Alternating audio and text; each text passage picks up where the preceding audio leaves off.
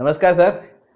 Sir अगर आप senior citizen हो या बिलो 60 आपका एज हो तो भी ये वीडियो आपके लिए काफ़ी इंपॉर्टेंट है। आप सबको तो पता ही है कि इनकम टैक्स का नया एक्ट तो आ ही चुका है, मैंने उसके ऊपर काफ़ी सारे वीडियो भी बनाए हैं। लेकिन इनकम टैक्स के नए रूल्स भी आ चुके हैं और रूल्स के अंदर एक काफ़ी सारा एक इंटरेस्टिंग प्रोविज़न है कि गवर्नमेंट ने एक 16 ट्रांजेक्शन दिए। अगर आप इनमें से कोई भी ट्रांजेक्शन एंटर कर रहे हो तो आपके पास कंपलसरी आपको पैन नंबर कोड करना है। आप बोलेंगे कि सपोज अगर मैंने नहीं किया तो क्या हो सकता है, मेरे को टीडीएस कट सकता है ज़्यादा, मेरे को पेनल्टी लग सकती है, मुझे इंटरेस्ट लग सकता है।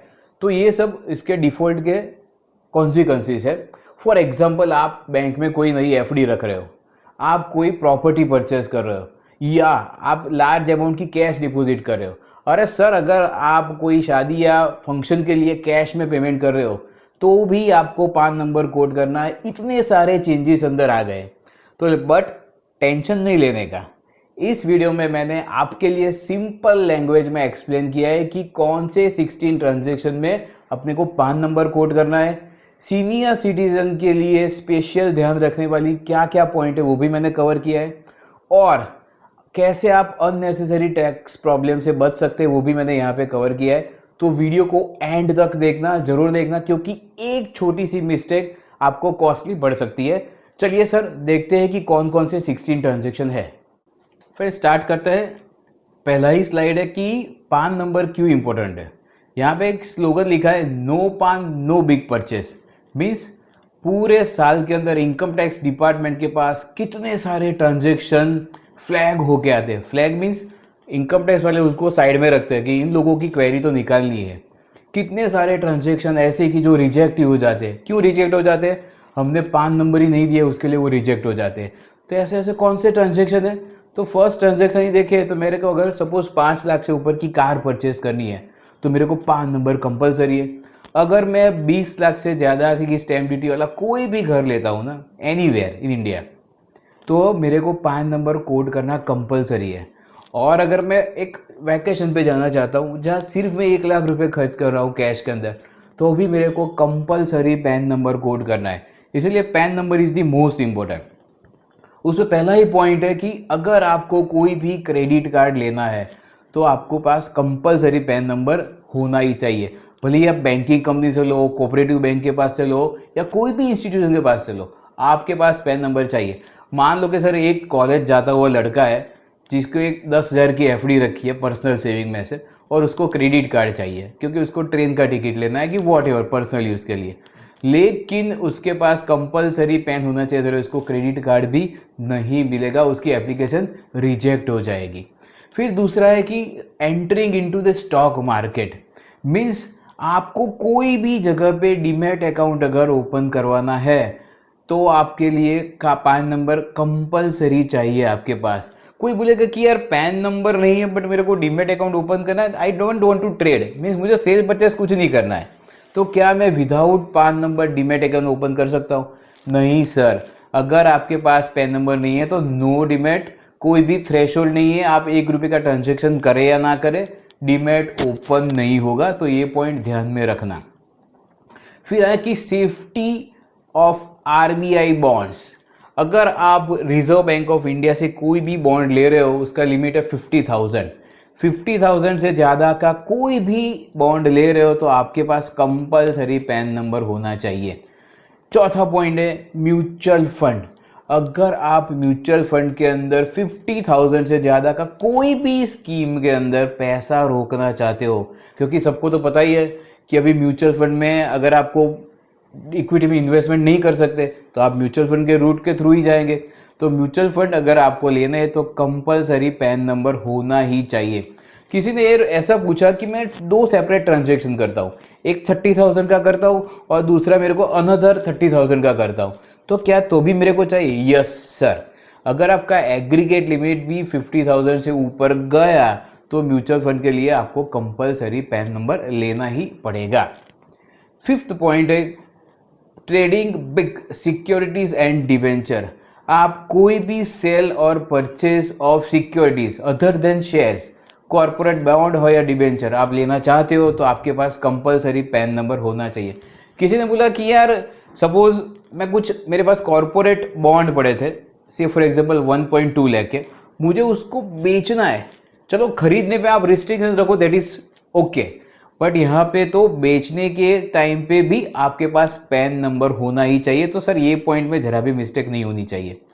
6 नंबर का पॉइंट है sir, very very very very important, cash deposit trap. Means आप कोई भी बैंकिंग कंपनी में, कोऑपरेटिव बैंक, पोस्ट ऑफिस में आप कैश डिपॉजिट कर रहे हो, कितनी कैश सर, कितनी कैश? गवर्नमेंट ने बोला है आप पूरे साल में 10 लाख से ज्यादा की कैश डिपॉजिट कर रहे हो तो आपके पास कंपलसरी पैन नंबर होना ही चाहिए। सर मान लीजिए एक छोटी सी दुकान वाला कोई आदमी है जिसका वीकली कलेक्शन सेल है 20,000 रुपीज कैश, तो क्या होगा, जैसे ही 11 महीने तक भरेगा ना तो कोई उसको नहीं पूछेगा। जैसे ही 10 लाख से ऊपर उसका लिमिट क्रॉस हुआ ना तो बैंक वाले बोलेंगे sir now your account has been freeze, आपका अकाउंट फ्रीज हो चुका है, आप या तो पान नंबर दीजिए या तो आपको कैश डिपॉजिट अलाउ नहीं करेंगे। तो यहाँ पे आपको समझने का बहुत जरूरी है। और मेरी तरफ से आपको एक क्वेश्चन जिसका आंसर आपको कमेंट में दिखाना है, सर बैंक की ब्रांच वाइज ये 10 लाख लिमिट देखनी है कि बैंक वाइज देखनी है? से फॉर एग्जाम्पल मेरा एक ही बैंक की 3 ब्रांचों में अकाउंट है, तीनों ब्रांच में मैंने 9-9 लाख रुपया डिपॉजिट किया तो ये रिस्ट्रिक्शन लगेगा? या फिर मैंने 4 अलग अलग बैंकों में 9-9 लाख डिपॉजिट किया तो ये रिस्ट्रिक्शन लगेगा? इसका आंसर आपको कमेंट में देना ही पड़ेगा सर।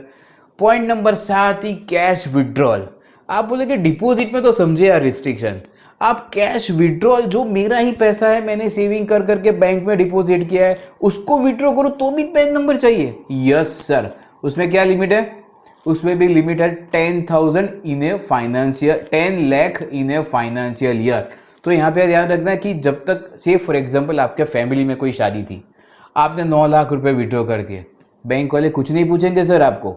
लेकिन आपने 6 महीने बाद रियलाइज करे कि यार चलो घर को भी रिपेयर करवाते और आपको विड्रॉ करने थे अनदर 1.5 लाख, तो बैंक वाले बोलेंगे सर अगर आपके पास पैन नंबर नहीं है तो वी विल नॉट अलाउ, हम आपको परमिशन नहीं देंगे कि आप आपके बैंक अकाउंट से ही पैसे निकाले। तो ये सर पॉइंट एकदम समझने लायक है, यहाँ पे भी point to be noted. 8 number का पॉइंट है सर कि योर ड्रीम राइड। अगर आप सेल और परचेज ऑफ मोटर व्हीकल कर रहे हो तो आपके पास कंपलसरी पैन नंबर होना चाहिए। कोई बोलेगा कि सर नई कार के लिए कि पुरानी कार, दोनों कार के लिए? Sir any car.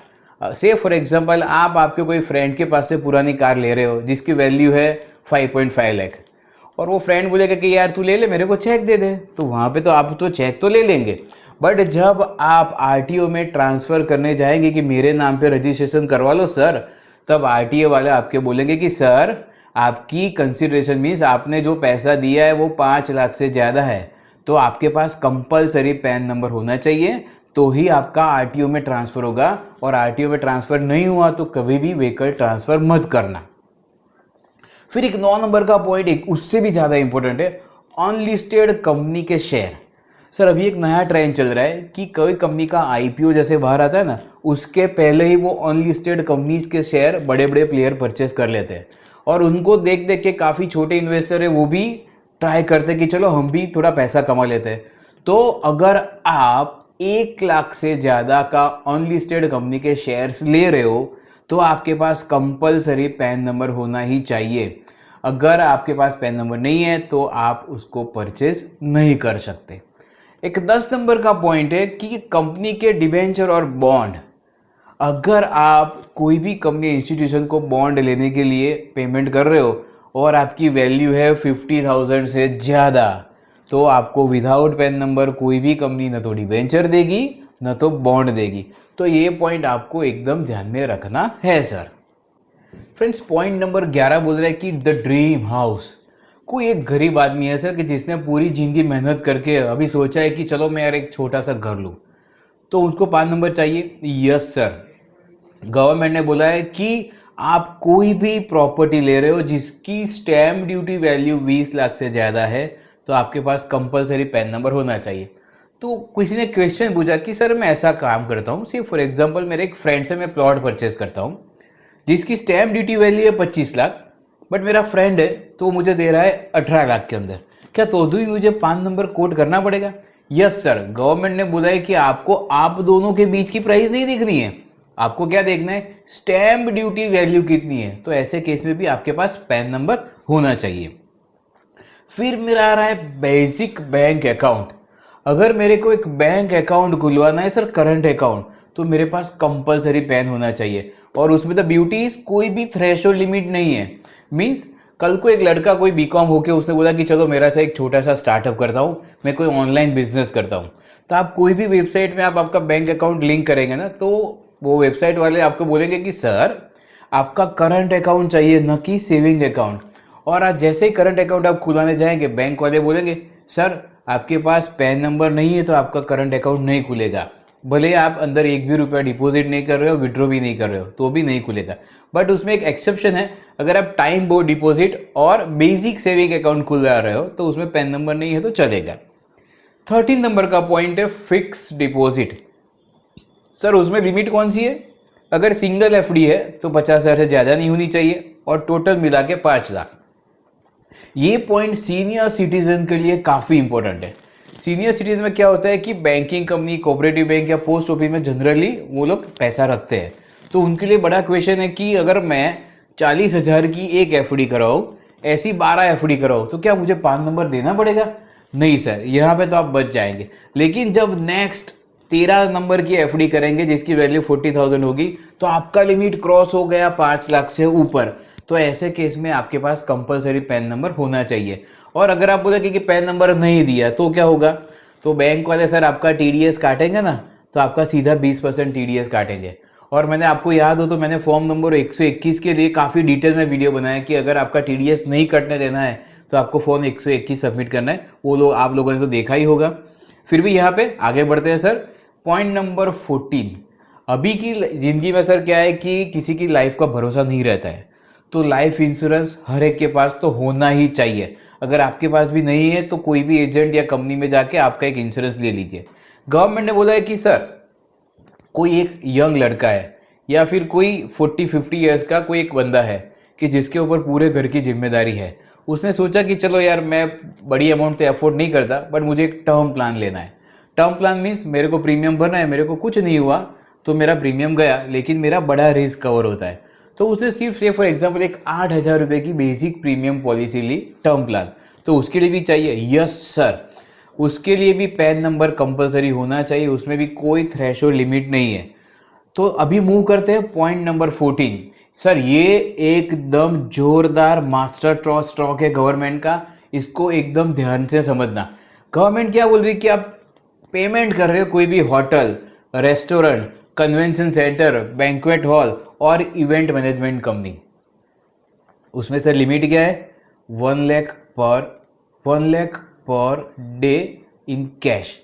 मीन्स से फॉर एग्जाम्पल आपने आपके बेटे की शादी के लिए कोई बैंक्वेट हॉल बुक किया है और आपने वहाँ पे 1,10,000 का कैश का पेमेंट किया, तो क्या आपको पैन नंबर चाहिए? यस सर, यहाँ पे पैन नंबर कंपलसरी है। लेकिन अभी आपके माइंड में क्वेश्चन है कि सर मेरा सपोज बिल हुआ 1.5 लाख और उसमें मैं 60,000 कैश से दे रहा हूँ और बाकी का 90,000 मैं क्रेडिट कार्ड से दे रहा हूँ, तो क्या मैं यहाँ पे ये रूल से हिट होता हूँ? नहीं सर, यहाँ पे आप बच गए, क्योंकि यहाँ पे गवर्नमेंट ने वर्ड यूज़ किया है कैश पेमेंट। तो आपको यहाँ पे भले ही आपके बिल की वैल्यू 1.5 लाख थी, लेकिन आपने कैश यहाँ पे 1 लाख से कम किया तो आप यहाँ पे बच गए। और रूल नंबर 16 जो है ना सर, वो तो गजब का बना है। गजब का मीन्स गवर्नमेंट है वो ऐसा कि आप सेल और परचेज ऑफ गुड्स और service of any nature, means 1 से 15 में जो कवर नहीं हो रहा है वो कुछ भी अगर आप सेल और परचेज कर रहे हो तो आपके लिए कंपलसरी है।